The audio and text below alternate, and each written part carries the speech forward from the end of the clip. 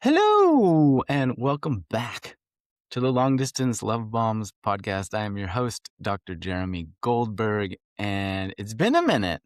But we're back, and our guest today is Tad Hargrave, and Tad is the founder of a company called Marketing for Hippies, and what he does is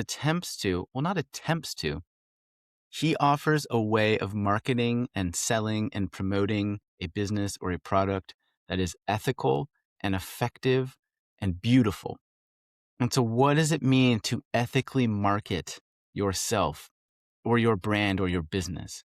How does that differ to all of the different ways that people are doing it all over the place right now, all around the world? That's what we dive into. And Tad is a character and a half. He is very brilliant. He's hilarious. He's sharp. And he's been doing this for a long time. And so he knows what he's talking about. I personally learned a lot from him. We met last year at a festival where I attended his workshop, and we had some mutual friends. My partner, Kendra Adachi, has known him for close to 20 years, I think. So he's been around my field for a while, and I am grateful that he took the time to stop by the podcast to share his wealth of wisdom and ideas and jokes with us. If you are interested in marketing or selling things on the internet, or being more aware of how you are being sold to and talked to every single day, this is a very good conversation, and you're going to learn a lot, and you're going to love Tad. Check out his website, marketingforhippies.com. Follow him on Instagram and just get into his world. This is a great taste of what he does, and I hope that you do enjoy this conversation with Tad Hargrave. I'm excited. I'm excited for this, actually. Tad Hargrave, welcome to the podcast. And Thank you. It's good to be here. Yeah, I'm going to jump off with the question I ask everybody, which is simple and profound, which is, who are you? Like, for those listening that have never heard of a Tad, who are you? What's your deal? How do you describe yourself? So my name is Tad Hargrave. I'm the founder of marketingforhippies.com. And I help hippies figure out how to market their stuff better. That's my kind of general spiel. When I say hippies, it's a lot of holistic practitioners, life coaches, and they're just so resistant to marketing. They're so reluctant to do it. Kind of I don't know, it's not a love-hate relationship. They just hate it, but it's necessary. And so often they just end up not doing it, and their businesses struggle. So I help them figure out a way to get clients that feels better for them and everybody involved. That's my deal. Yeah. I love that you saw hippies, which are, broadly speaking, poor, averse to marketing, averse to capitalism. And you're like, that's my niche. That's the thing. I'm going That's in. where the big That's where I'll make the big bucks. Trading magic beans for my marketing services. What was the decision like to lean into that space? Well, I went to Waldorf school as a kid, so that's my hippie cred. My mom was a homeopathic medicine distributor in Edmonton, and so I come by all that pretty honestly. And then I just had so many friends who were hippies trying to do things in business, and I knew more about marketing than them. And I was looking for something to do with my life. And I wasn't convinced that was going to be the only thing, but it became a thing anyways that I was doing, just trying to help my friends in the early days. And then I knew I liked to talk. I liked to teach workshops. I'd figured that out about myself. I wasn't that good at just sitting in a circle and holding space for people, though God, I tried. And so I kind of combined them into the business, and here we are. Yeah. Yeah, and for context, I took Tad's workshop a couple months ago at the Reclaiming Evolution Festival and sat in. And I recall at the very beginning, you did this very fun grounding where you said, okay, everybody take a really deep breath and hold it. And now lower your expectations. And then and we began. Yeah, How it's an old improv comedy that's an bit old from one. when I was. But I share that to let the listener know you're not just the dry corporate marketing guy. You have a bit of woo, you're fun, you're whip smart. How does your approach to marketing for hippies differ than what the common person associates with marketing? There's fundamentally one difference, really, which is that almost all of mainstream marketing that I've seen boils down to um, three words: get the sale. That's the whole thing. Is do whatever it takes to get them to buy, and there's a lot of different tactics and approaches and ways of framing it, but fundamentally, that's it. How do you get the sale? And my approach, which I really learned from a fellow, Ari Gelper, unlockthegame.com, is this shift in intention to um, going for the truth of if it's a fit or not. And it seems kind of unimpressive, but everything else builds on that. Because if the intention is if there's a hidden agenda to get the sale, everything feels off. If there's an overt agenda to just see, is this a good match? Do we belong together? Can I help you? Is this a good fit? If that's the overt agenda, then it tends to feel really good. Hmm. I think part of the association with the get the sale at all cost mindset that is so pervasive in our culture is that it feels like we are being manipulated, coerced, lied to. There's this dishonesty or a lack of integrity around that. And it sounds like what you're saying is, hey, we're going to have a call where I'm going to share a product with you or some kind of offering. And here's what it is. And if it's for you, wonderful, let's chat. And if it's not for you, love and light, namaste you later, and take care. Is it that simple? Yeah. I mean, basically, yeah. It's the difference All between. right. Thanks for coming. Thanks for coming on the pod. You're welcome. Happy to be here. Yeah, fundamentally, that's it. It's the being willing and able to share, um, and not impose. To convey, but not to coerce, because we grew up in the society where coercion has become so normalized. I think that's part of the problem, is that we don't see coercion for what it is anymore, because our mothers are almost always coerced during birth in some way. We're coerced during childhood by our parents. We go to school, now it's a formalized coercion. We go to church, well, there's that coercion. Depending on the church, you get a job, now there's money coercing you. You enter into your political life, you start voting, and you realize they're all coercing you. They're all lying to you.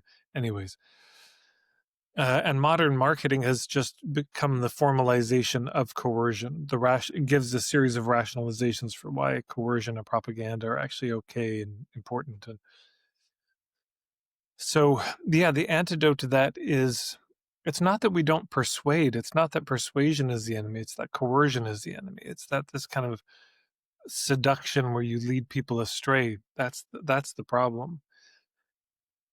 And to get to a point, though, where you can just share, there's a lot of foundations that need to be put into place. Um, so the workshop you sat through, it talked about these 7 fundamentals, which in brief, at the base of the pyramid is ethics, it comes down to this: do we go for the sale or go for the truth? Then above that, space. Like, do you actually have enough space in your life to make a business work? And a lot of people don't, and don't understand why it doesn't happen. Number 3 is, do you have a clear niche, or are you just trying to be everything to everybody? Because if you think you can go in front of a group of people and with a good heart full of good intentions say, hey, everybody, I just want to share what I do. What is it? It's everything for everybody, whatever you want it to be. And that's going to work out. Of course, it won't. And number four, then you got to have a clear and compelling point of view about your niche, about the work that you do. So if you are solving a particular problem, you help people with back pain or migraines, you better have a compelling point of view about what back pain comes from and what causes headaches. If you're helping people to recover from a devastating divorce, you better have a clear opinion about it that makes sense. And then above that, we've got business models. So there's got to have a structure to your business. You got to have offers that are actually compelling. You've got to think through those offers. Are these the kind of thing that anybody actually wants and would buy? Because again, you can go up with good intentions and say, yeah, I really love helping this specific group of people. And here's my point of view. And people say, great, what's the offer? I don't really have one. Just talk to me. Or it's a bad offer. It's not a well thought out offer. And it can still fall flat even then. And then, of course, there's this idea of hub marketing. So instead of just trying to approach strangers cold, you're thinking, okay, who's already connected to my people and reaching out to them in that way, being endorsed by others. And if you have all of those six things in place, sharing, which is the tip of the pyramid, suddenly happens. But if you take all of those six things out, because you were saying, well, it's just so simple as sharing. Fundamentally, yes. But if you have the fundamentals in place, it's that easy. If you don't have them in place, nothing happens. It's like having a spear, right? And the first six fundamentals are the shaft of the spear. That's what gives it all the weight, all the heft. Sharing is like the arrow, the spearhead. But if you just try to take a spearhead and go hunting with it, good luck. Good luck. You throw it at a moose, it's just going to cut it a little bit, bounce off, and then you're a dead man. So, you got to have the rest of the spear to give the weight for it to penetrate. Hmm. Can you say more about the difference between persuasion and coercion? I think that's a pretty succinct way that differentiates what you're saying than all the other stuff. Sure. Yeah. Persuasion is saying it's me trying to make a case for something. It's me trying to make a case for an approach, a worldview, a philosophy, a way of seeing things. It's trying to give the logic behind it. And coercion can be the same thing, but I'm trying to hide the fact that I'm doing it. And there's a threat. There's kind of a overt or covert threat if you don't agree with me. With persuasion, it's all on me. I'm going to make the case and you're going to agree or disagree, and that's how it's going to be. But coercion is, I will use the carrot or the stick or both in order to get you to see things my way. And actually, I don't even care if you see it my way. I just care if you do what I want you to do. So you can believe what you want in the recesses of your own mind, but I want you to buy now. So coercion is that. It's a series. It's basically applying pressure. And there's no pressure necessarily in persuasion. There is an adamance, a case making, sometimes a lawyerliness, a relentless, ruthless, Socratic logic to it. There's all of that, but without the pressure for you to agree. The pressure's on me to be compelling in what I'm saying. In nonviolent communication, they talk about the difference between a request and a demand. So they both can sound the same, a request and a demand. Like, would you clean your room? Is it a request or a demand? We don't know yet. The way we'll know is what happens when your kid says no. Because if it's a request, then you keep negotiating. If it's a demand, you completely lose your shit and punish them. So if they can't say no without a fear of punishment or reprisal, and if they're not going to say yes without some sort of bribe, then that's probably coercion. Whereas persuasion is also, I think, coercion is so hell-bent on a very specific behavioral outcome Whereas persuasion is me saying, look, whether or not you work with me, here's the approach I'd take. At least that's my take around the point of view marketing. I think the most compelling marketing is not when I say try to make the case for somebody to buy from me or buy this offer. I think the best use of persuasion is around the worldview that surrounds it. Don't make a case for the course, make a case for the concept. Don't make a case for the program, make a case for the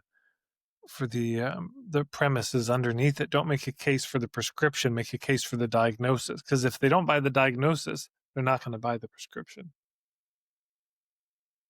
Hmm. Where do you put things like early bird offers or a sense of urgency, only 6 hours left to sign up, or limited spots available, act now? All those kind of, I'll say gimmicks, but they're common to the point of being everywhere these days, at least in the personal development space, is poke their pain points, make them feel bad, show them the bright, shiny future, pressure them into buying now via these little things that I just mentioned. That seems to be the generic sales page of a great many things that I have come across in the last few years.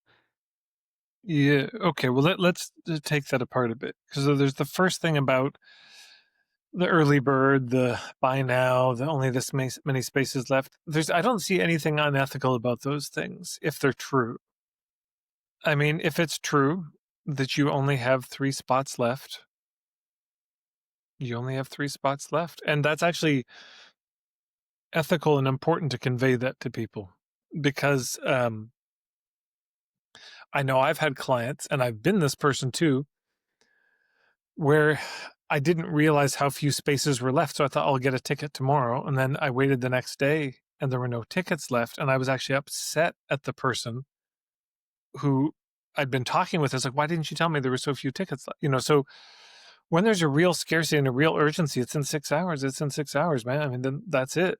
So I don't think it's unethical to convey that. And it may actually be unethical to hide it, possibly. So the challenge is when the urgency is completely made up. The example I always give with this is Robert Allen had a sales letter for a course of his, and I had a countdown timer, 19 hours until the offer's gone.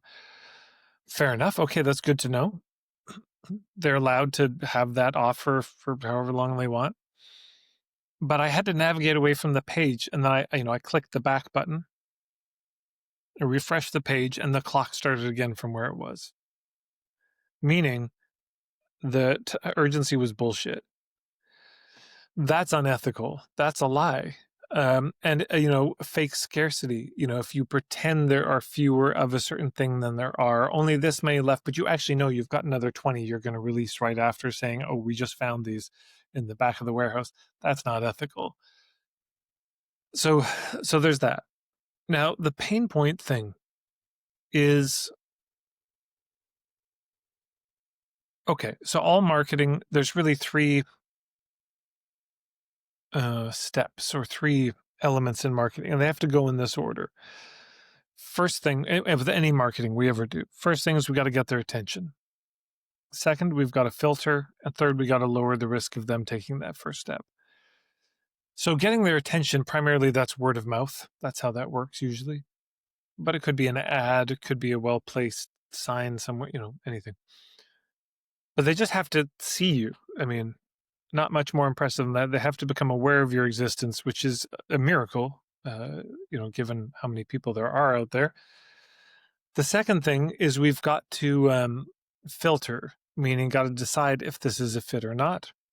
And that itself has 3 levels to it. So the 3 levels of filtering are relevance, credibility, and value.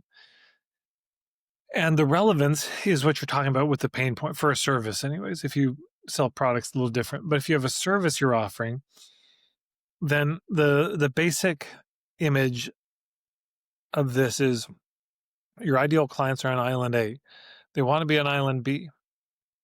Your business is like a boat that could take them from one island to the other. Yeah, they want to be on island A. There's a problem they have, some symptoms they don't like. On island B, there's a result that they're craving. and then your modality, your practice, whatever it is, gets them from their problem to the result. So if you have a service, you'd better know what island A and B are and be able to articulate that briefly.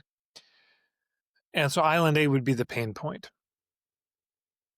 Now, there's a third island we could imagine, which is sort of an imaginary island. I call it Island Z, which is this is the island of their fear. Like, what's going to happen if I don't solve this problem? So you could picture them sort of in a row. There's like Island Z, their fear, Island B, the current pain, or Island A, the current pain, Island B, the result they're craving. And it's really important to know which of those islands is most real for your people. Because so you do these tours on the, to the Camino. So my guess is Island B is the most real thing for a lot of them. They want to do that walk. They've wanted to do that walk for years. They read some damn book about it. Then they read another book about it. They watched a documentary. Now they're dreaming about it. It's something they're craving. And if you went to them as like, hey, is your hometown a shithole? Want to get out of it? That may not be it. Though that would be a pain point, thing. And is it a fear of like, are you scared you're just going to waste your life away? Maybe, maybe not. But sometimes it's just Island B. And sometimes, like, if you've ever been in really acute physical pain, there's nothing else that exists except that physical pain. That's it. And if somebody came up to you and tried to pitch you on Island B, you tell them to go fuck themselves. You're sitting there doubled over in pain. You can barely breathe, can't think straight. And they're like, do you want to feel just radiantly healthy? And you punch them in the throat. And then, but just to interject briefly, I was going to say one example I've used through the years is imagine somebody's drowning, your friend is drowning out at sea, and you're standing on the shore. And you're like, hey, what do you want for dinner? Right? They're like, I'm drowning. Like, don't talk to me about this. Right? It's like, I need to figure my life out ASAP. Sorry, I cut you off, but it seems like that's the same kind of example. Yeah, it's just not a priority at that moment. That's not where their head's at. And if they're lost in the fear, which some people are, it's not so much that their present life is terrible. Their present life isn't great, but what dominates them is what if the worst happened? And again, if you go to them and you try to speak to their current situation or their future, they're just not there. They're in some other place. So to me, the important thing in marketing is a kind of empathy, a ability to read the room and just speak to people where they are, as they are. Okay, here's what's happening for you. So that you could consider, could be the pain point, could be the pleasure point, could be the fear point, but you just got to speak to people where they are. And then that's what establishes relevance. Like, oh, you can help me with my situation. You can help me get the thing I want to get. Then we move to credibility. It's like, why you? Why should I trust you to do this? And then there's the value piece, which is the return on investment. What's the offer? In practical terms, is this worth it? Will I get something out of it? So that's the filtering, relevance, credibility, value. And then if you do that, then you lower the risk of them taking the next step, which just means acknowledging it is a risk. Not always, not every offer is so risky, but some are enormously risky. Some, come to my workshop on pornography addiction. There's a lot of risk in going to that workshop. Somebody sees you, somebody is there and tells other people you were there, just owning that that's a thing for you. Like there's certain things where, hey, we're going to put a new computer system in our office. That's terrifying.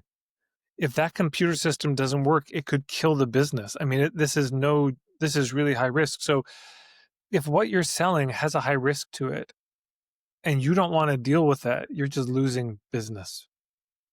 But if you can say, look, I know this is scary. Here's everything we're doing to take the risk out of it for you. You double your sales overnight if you can address it, if risks are a real big thing. But the last thing I'll say around the pain point thing, because that is a thing in marketing, sort of punching the bruise. they're hurting and now you're punching it. There's, to me, a difference between acknowledging the pain and, what would you call it? Like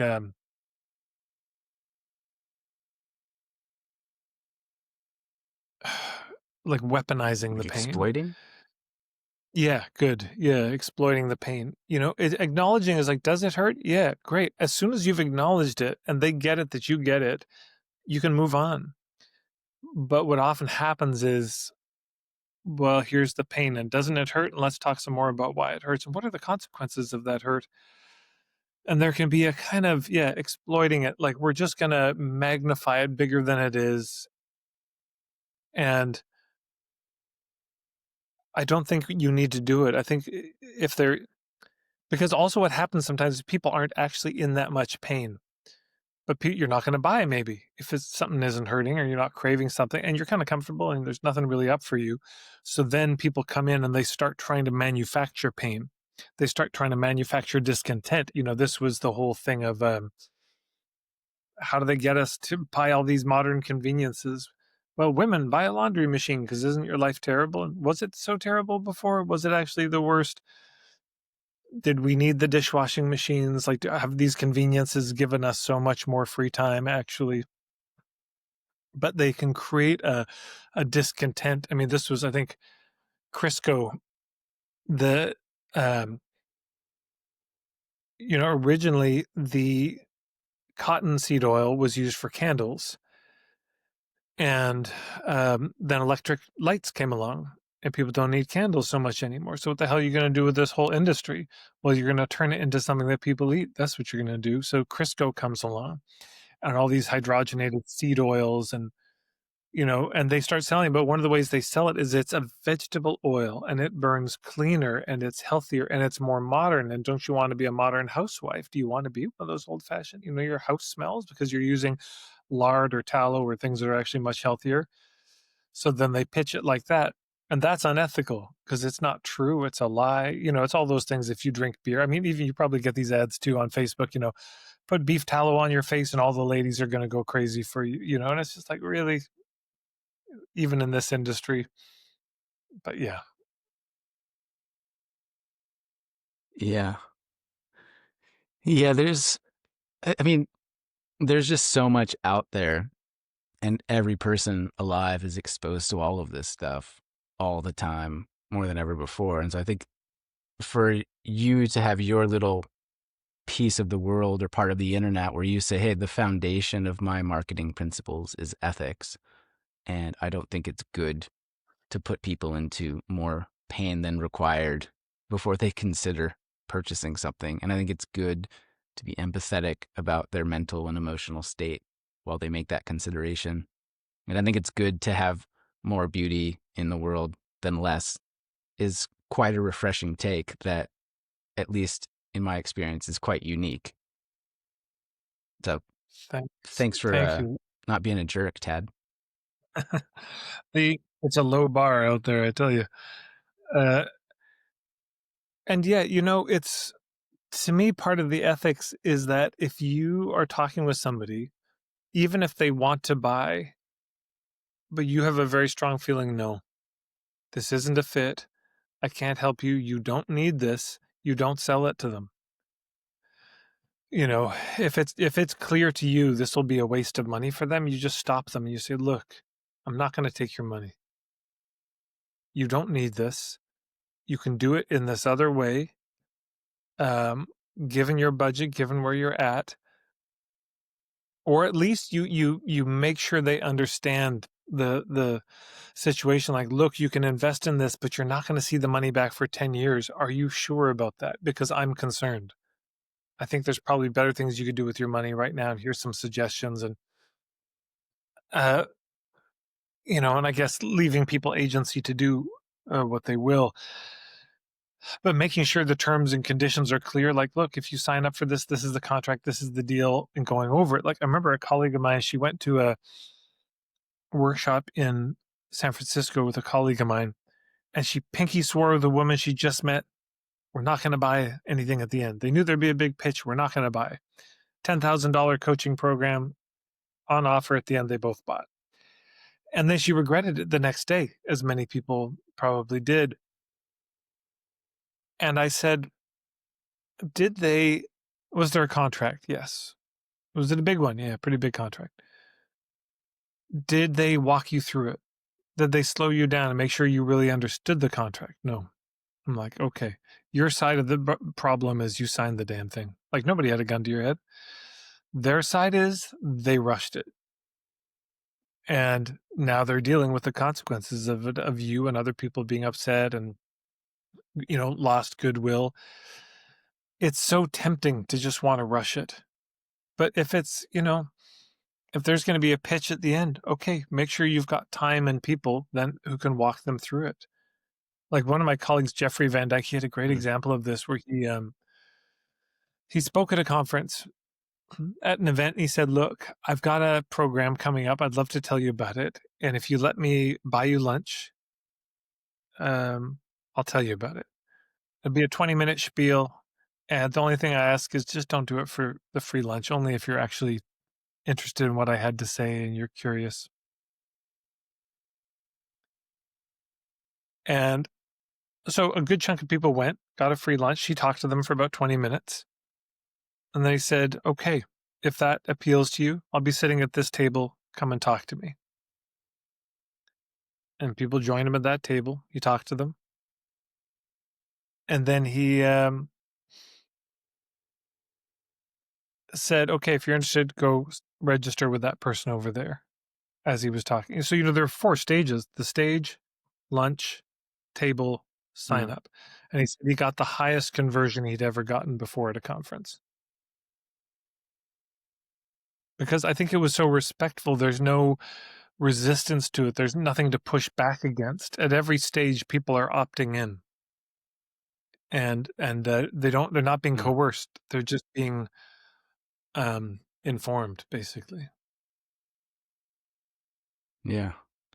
Yeah, it's clever. There's that law of reciprocity at play as well, where if you so for example, there was a study that I read where when waiters and waitresses provide candy for their clients at the end of the meal, then they have more tips. And then when they let them choose the specific candy out of the bowl rather than giving them one, then the tips go even higher. And so they were talking about how if you would have asked the clients, the people that ate dinner, why did you leave such a great tip? They would say, oh, the meal was excellent, or they were so friendly, and they would never suggest that the candy played a role. And I'm not saying that your friend is doing this consciously or whatever, but I think there is something in us that when we are when we have a favorable experience with someone, we feel a subconscious obligation to that person to reciprocate. What are your thoughts on that? Yeah, I mean, absolutely. There's a restaurant in Edmonton, La Petite Isa. I don't know if have you been there, or La Petite Isa, but it's a No, French no. restaurant. It's right above the Sugar Bowl, and the owner of Bell. Anyway, a great restaurant. The food's fantastic. Ambiance is great. And Marge, who's one of the servers I usually get, whenever whenever at the end of the meal, she's given the bill. She brings some dessert, and she's like, a little bit of sweetness before the pain. then, and then she gives the bill. Brilliant. But what I like about it too is it's I don't know, it's yes, it's reciprocation, but it's also it's sort of cheeky. It's a little it's honest. Like it's I kind of classy. admire the hustle.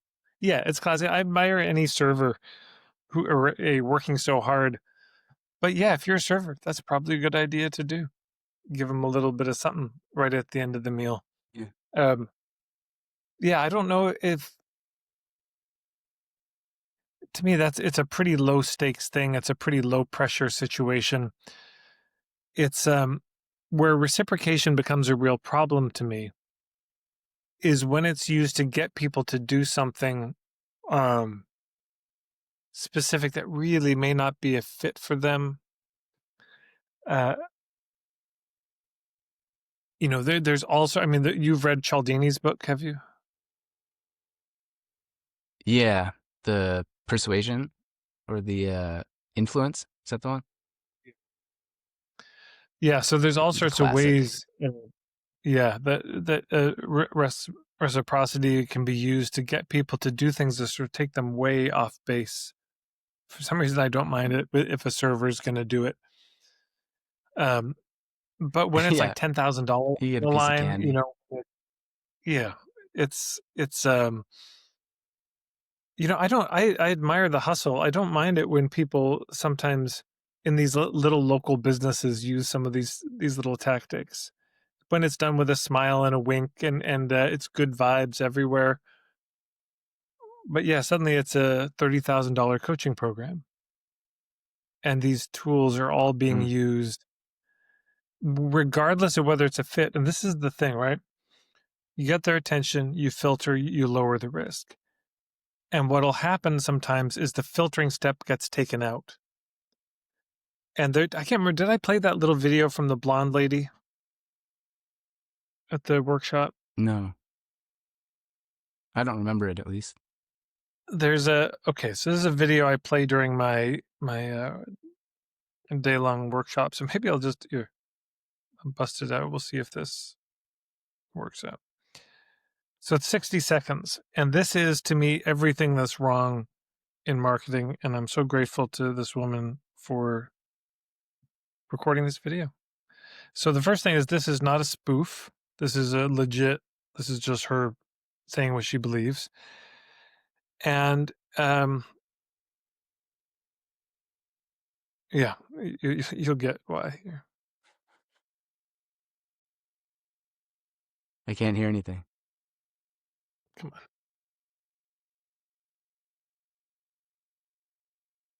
on. Eh? I don't hear anything, Tad. Try one more time. Um, okay, But so I couldn't hear the mysterious blonde video. And then you push play and the internet broke, which was peculiar. but they don't want you to know. They don't want us to know. Well, Fair. so basically, it's this woman, and she says, it's talking about these 3 tips on how to get people. It's like she starts off says, "Have you ever wondered how some people can get other people to say yes to them all the time?" And that first phrase is worth. I mean, we could just spend the whole time unpacking that.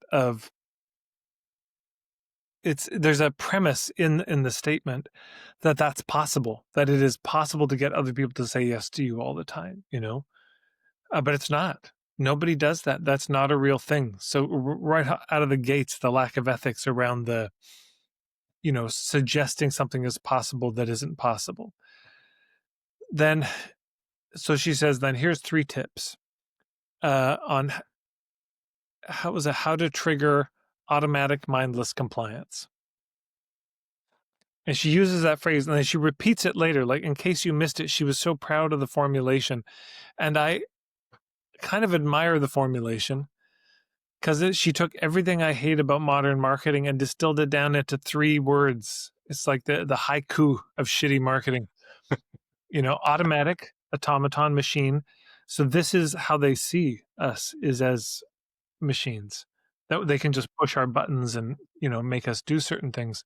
The algorithm, I mean, they understand our behavior better than we do, for sure.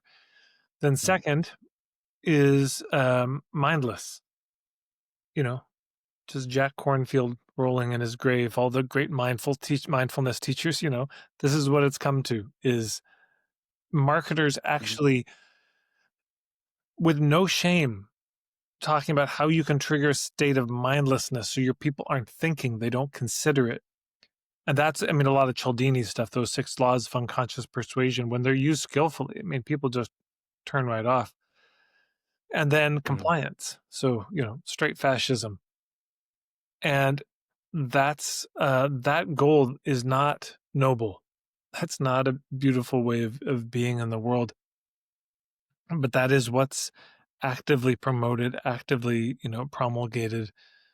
And not always so overtly as that, but pretty much everyone I ever learned sales from, except this fellow Ari Galper back in the day, and a few current colleagues of mine, that's the whole thing.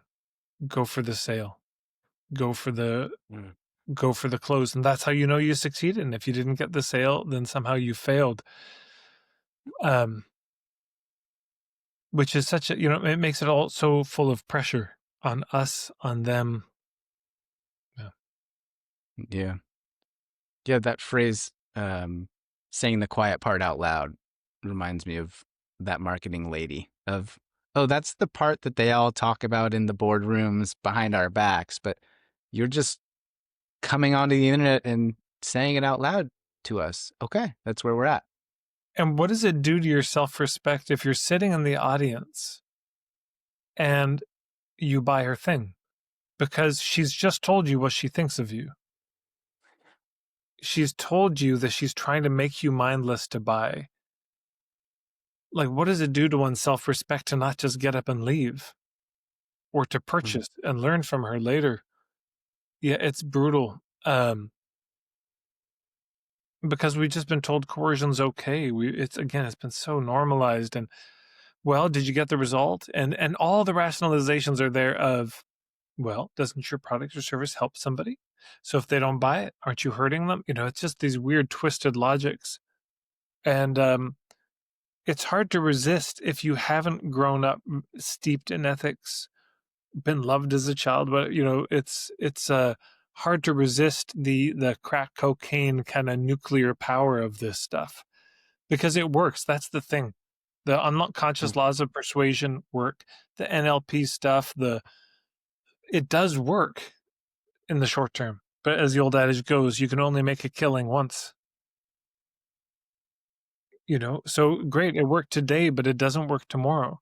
It got my friend to buy that $10,000 offer on the day, but then Mm. he asked for a refund the next day, which is shockingly common. And Mm. that's what happens when you don't filter. So, it's like filtering it, that's the mechanics of ethics. Because otherwise, Yeah. ethics is just good intentions. The filtering, the actual steps you take to make sure somebody is a good match before they buy, and to shoo away the people who aren't, that's where the ethics lives or doesn't live. Yeah. Can I offer a practical example that I use that I think fits under this umbrella? And then I would love to hear how you approach it in your own work. So, quick example, when I jump on an introductory coaching call with a potential client who potentially would want to work together and give me money in exchange for coaching, I will say to that person, hey, I'm not like other manipulative personal development gurus out there. I'm not going to pressure you to buy anything. And oftentimes I will refer you or refer potential clients to friends who I just feel are more capable in a specific area. So this call is about making sure I'm the right person for you and that I think that you're in my wheelhouse of skills and knowledge and abilities that I can help you. Right. So it's like off the bat, I'm like, yo, I might not be your guy. So let's have a chat. How do you sort of address that in the work that you do? Because people come and work and want to hire you to, give you money to work together. Like, what is your sort of filtering vetting process when you have Yeah, exchanges? there's a few. So one is, I'll do a little screen share if I can here. Um, so I mean, last time you tried to do some technology stuff, though, Tad. okay, so Okay, this is my membership page, right? So on this page, there's the this usual. is on your website. You have a membership offering. Exactly. So then if people go to it, here's the description of what it is. So one way this shows up is, where is it? Mhm. Right. So this might be a fit for you so having something like this on the page where you're really clear who this is a fit for, and then there's a number of things, and then below that, this may not be a fit for you right? Hmm. So just naming those, even thinking it through, that there may be people for whom this is not a fit. But now here's the challenge. As you can see, this is a fairly long sales page. So the chance of somebody reading the whole thing is pretty low, that they're actually going to read every word. But for the filtering stuff, it's important. So when they click sign up for the membership, it takes them to a page called Are You Sure? I call this the Are You Sure page. And so on this page, there's a little video, and I'm saying, hey, thanks so much for your interest in wanting to sign up. I'm flattered. And my guess is you didn't actually read the sales page, and it's really important that you do because it has some important filtering stuff on it. And so I've put the most important filtering stuff below, right? So the core filters are here, just simplified down. Mm. All right, here's what it is, just so you know. Still not sure about $100 a month? Hey, here's other things you could do that are free or cheaper. You don't have to do the membership. Yes, I'm ready to join. Now, if they click that, it takes them to the place where they can pay. So the idea of Yeah. an "Are you sure?" page to me is a very practical way that people can do it. Um, And how refreshing to come across a website where the person is seemingly trying to convince you not to sign up for the thing. It's like very clever in a sense. or well, it's not, but I'm not trying to force them not or convince them not to buy. But what I am trying to do is force some clarity about, is this a fit? I'm trying to help them. I'm trying to facilitate the decision making process. I'm trying to help them discern, is this good for you? Yeah. And also, now this is just virtual, so I'm not engaged, but in a coaching call, certainly I'm listening for, am I the best person? And there's a number of people who will come to me. It's like, I don't really know what I'm doing with my life. I say, yeah, you got to go talk to Alex Baisley, bigdreamprogram.com. He can help you. And I'll send them away. But it's not that I'm trying to so much send them away from me. I'm trying to send them towards the thing that will be most useful for them. And if Mm. if I think I'm going to be most useful, then it's fine to say it. Because every once in a while, you sit down with someone. It's like, look, let me help you. I can help you on this. Here's the deal. You know, it's very rare, but I've had those moments where I'm like, look, yes, it's a lot of money. This is worth it. I swear to God, let me help you on this. Sign up for this and we'll get you there. Yeah. That may be just as true. I mean, it's not that um,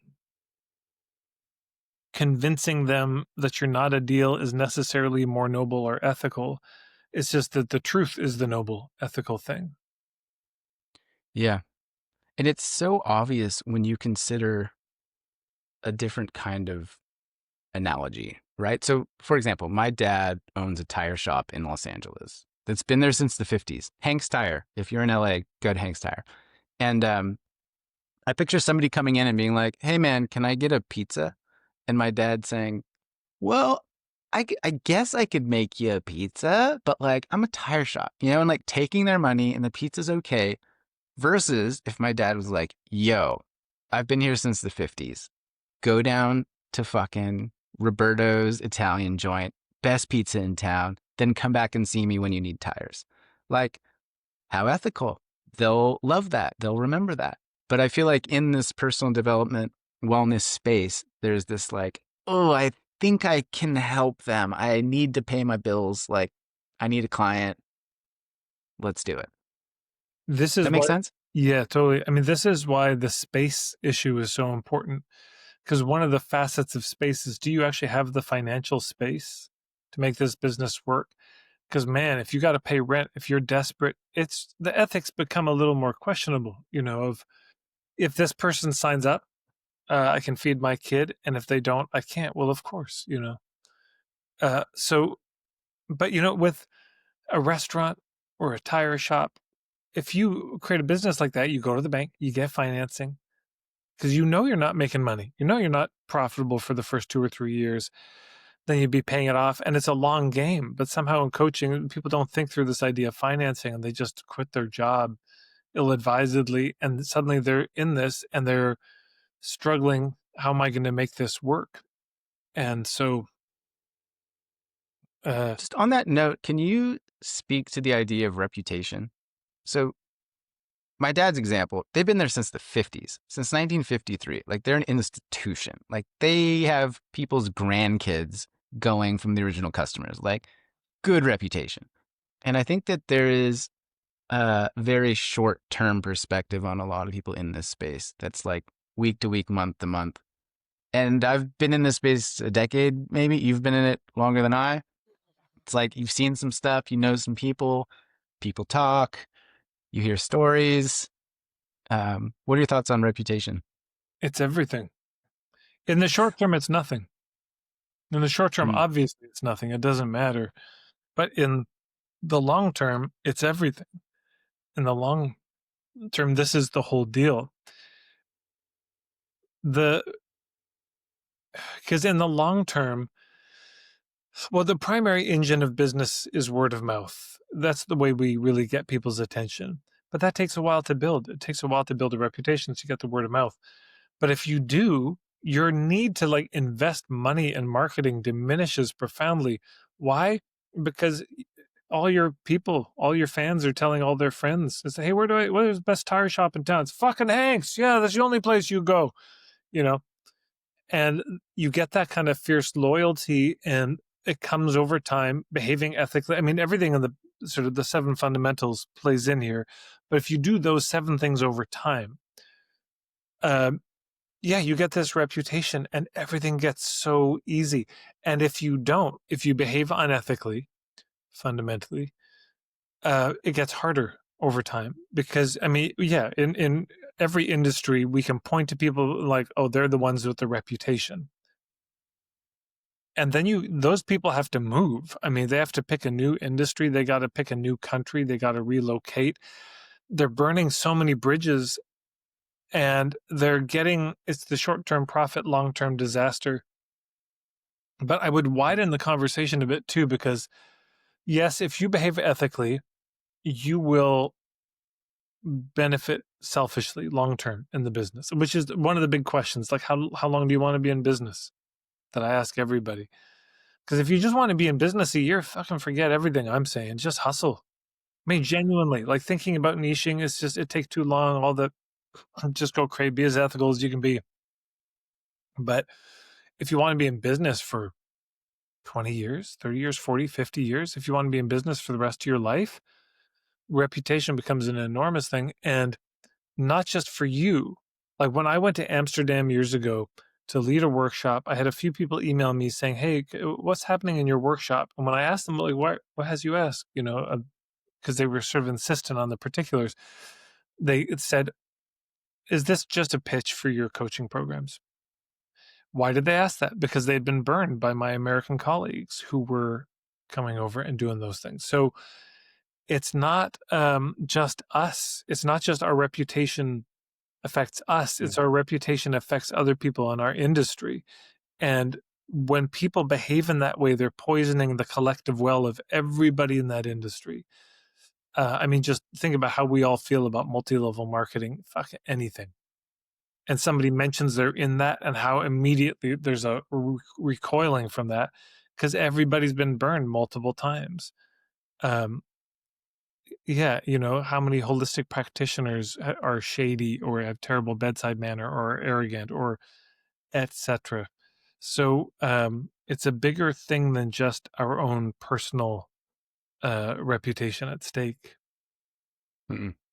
I think people often underestimate how much that matters too, and how often people ask for referrals or talk to friends or, say, oh, you got to go see this person. And I think for the wellness space, um, I'm reminded of Jay-Z's quote, which I'm not a businessman, I'm a business, comma, man, right? So the idea that you as the individual are the business. If you're a masseuse, if you're a coach, if you're a speaker, if you're an author, like this is it. And so I've joked about this with friends through the years. Like part of my brand is around kindness and compassion. And like, imagine it comes out that Dr. Jeremy Goldberg is this narcissistic, manipulative asshole. Like, and so I realized when I started this work and started putting content out along those lines that I actually had to become kinder and better and more empathetic. And it was quite obnoxious to have to face some of my shadow shit. Um, which is all to say, hey, I think if you're a good person with a good heart and you do good work in the world, that is foundationally putting you on a decent infrastructure to move forward. Yeah, you know, when a plane takes off, almost all the fuel is to get it into the jet stream, and then it's sailing. Um, Hmm. and so, if you don't stick around long enough, ethically enough to develop that kind of reputation. It's like you never hit the jet stream. You go up and then you go back down, and then you got to refuel and you go back up and back down. And meanwhile, somebody who's in it for the long game is just, Cruising. yeah. So it seems like you got somewhere faster, but you just made shorter hops that were more expensive, which eventually burns people out. Yeah, Mm. people can get such bad reputations. And yeah, I've been doing it 25 years now. And the number of people who join my membership or I see at workshops like, oh, yeah, I've heard about you, over the years. In Toronto, this is like 5 years ago, I asked people, I said, raise your hand if you've heard about me from at least one colleague. Okay, at least two colleagues, three, four, five. And some people were still raising their hand. So, yeah, You're like, why haven't you given me any money yet? What's the deal? took you this long, huh? No, it's, yeah, I'm with you. People deeply underestimate how much that matters, reputation. Yeah. I guess we're coming up on time, but just one last random softball to toss your way. I'm curious if you have any specific pet peeves in the industry that you see that grind your gears, that you just want to shake the internet by the scruff of the neck. Like, is there anything that Tad Hargraves is hypersensitive to that you're like, oh man, I wish this would just go away? Oh gosh, I bitch about stuff all the Or time. is that list far too long? No, yeah, I mean, this is my favorite hobby, bitching about this industry. I think a lot of it is summed up in whenever I hear people in my industry rationalizing the coercion. Like I almost never listen to stuff in my industry at all. But hearing somebody talk about it was about sales, and they're talking about you got to create this buying energy. It's like, but wait, why do you need the buying energy? Well, so that they'll buy at the end. Okay, so that's the agenda. You're trying to get them to buy. So you're trying to create an unnatural steroidal sort of momentum in people, this euphoric feeling that has them then want to spend money, whether or not it's a fit. And it drives me so crazy because it's so disrespectful. It's so, I mean, I've talked with another colleague of mine. He said, he taught people how to sell on webinars. It's like, and this is a part of the webinar where you install the three most important beliefs in the mind of the person watching. And I was like, excuse me? I beg your pardon? You do what? Install, like they're a machine. Like there's just a computer program you can plug stuff into. And I let him know. I just like, I could never bring you into my community if you talk like that. Then he got very defensive. Well, we're all doing our best and ethics are kind of subjective, and I was like, great, just enjoy your lack of sleep at night. Um, yeah, the rationalizing of it, and people feel like they're so clever. And remember, this last one, this woman, she'd written a book. A colleague of mine asked me to read it. I read it, and there was some good stuff in it, but some stuff that felt unethical. So I got on the phone with her, and I just said, I want to talk through these things. Maybe I just don't understand where you're coming from, because these were all things that seemed to really justify manipulation. And she said, well, I see it that there's a dark side and the light side of the force in marketing. I was like, okay, Star Wars reference. We're starting off great. Perfect. So, of course, then I asked the next question. I said, what do you imagine that to be? And I have never been so disappointed in an answer in my life, because she said, well, I think the dark side of the force in marketing is when you focus on the pain. You hit the pain point and it's all fear and pain. And the light side of the force is when you talk about possibility and vision and hope. And I was like, do you not think that that's been used in marketing to manipulate people since the beginning of marketing? You deserve this. Haven't you earned that? Like, you don't think seduction is primarily about possibility and the positive thing? So if we're just talking about results, all of a sudden it's ethical? Like that's your grand formulation that you're resting your laurels on? Because it's another rationalization. It's trying to say, oh, the problem is that we're talking about people's problems. That's not the problem. The problem is that we're not filtering. The problem is that we're not putting their best interest into the picture. We're not going for the win-win. We're going for I win, you. I don't care what happens to you. Actually, I just want to win. Um, Hmm. so that grinds my gears. Yeah. Yeah. It's a good one. It's a good pet peeve.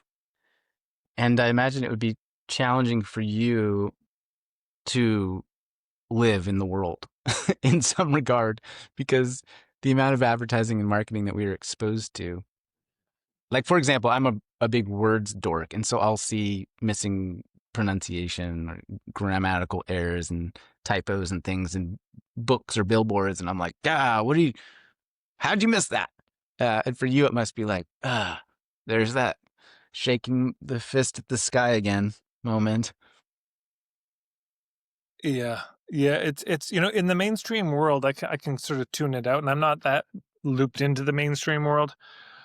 But I'm involved in anything with my industry and the lion's share of my colleagues, there's just this wincing that's happening constantly of I get why they think they need to say that. And it's not a judgment of like, I get it. I understand where that comes from. But oh man, yeah, I don't. It's why I don't hang out in the space. I just don't enjoy it because this is the thing. I think a lot of people in this space are looking to each other for their sense of ethics. They're looking to each other or senior people in the mainstream marketing world for to take their cues on ethics. And I'm like looking to indigenous elders. It's not I'm looking to people who are doing cultural work, not people who are in the world of commerce. That's not where I go to for my cues, and I'm concerned that so many are. Yeah. I think that's one reason that your perspective is valuable because you're not simply railing against the machine without knowledge or understanding. It's like you get it very deeply and you understand how the tools are being utilized and you're offering a better way. Fingers crossed. Yeah. All right, man. Well, thanks for chatting. Yeah, Appreciate you. thanks. And I know you've got a website. I know you're on social media. I'll share some links in the show notes. But for those listening who have been persuaded and not coerced to learn more about you, uh, is the website the best place to send them right now? Yeah, marketingforhippies.com. It's got all this stuff on it. Okay, cool. Tad Hargraves, you're a gem, man. Thank you again. Thank you for having me. So that was a thrilling, informative, wonderful, beautiful, thought provoking conversation with Tad Hargrave. I hope you enjoyed it. And as mentioned, he has a lot of information out there. He is on Instagram. He has a website called marketingforhippies.com. You can check out the resources. You can learn more about how to do this stuff ethically and beautifully. And I hope that you do, because I would love to live in a world where more people are doing it in the way that he describes. It just feels better. It just feels cleaner, feels more effective. So I wish you well on your journey. Thank you for being here. Thank you for listening. As always, you can find me everywhere on the internet at Long Distance Love Bombs. If you have suggestions for improvement, if you have comments, if you have suggestions for guests, like Jeremy, what are you doing, man? You have got to talk to Johnny Two Shoes. Send them my way. I am open to suggestions, and I thank you once again for being here. Take care of yourself and those around you.